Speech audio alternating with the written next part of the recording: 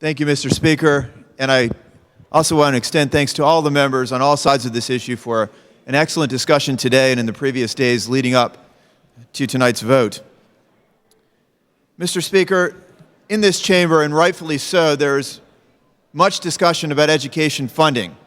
Some think that education should receive more funding, others think the amount is just right, and others think that perhaps there's too much funding. But no matter where you stand with respect to education funding, everyone, all of us, can agree that we want the dollars that we do spend on education in Pennsylvania to be used as effectively as possible.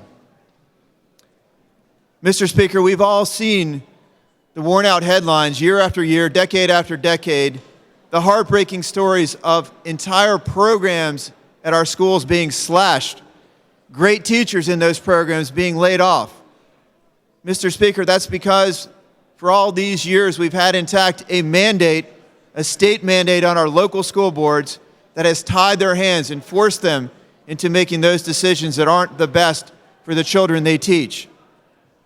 Today, Mr. Speaker, we have an opportunity to improve the effectiveness of our schools, to improve the effectiveness of our teachers, and most of all, to improve the effectiveness of our education for our kids. Mr. Speaker, House Bill 805 will protect our excellent teachers. It will allow them to stay in the classrooms where they want to be and where they should be for our children. Over 98% of the teachers evaluated so far are receiving distinguished or excellent, proficient evaluations. They would be honored, those teachers, those excellent teachers, if we enact this bill. Pennsylvania is one of only 6 states using seniority as a sole factor for furloughs.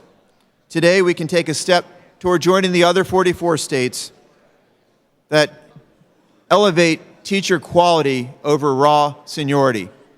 I respectfully ask the members for a positive vote on House Bill 805. Thank you, Mr. Speaker.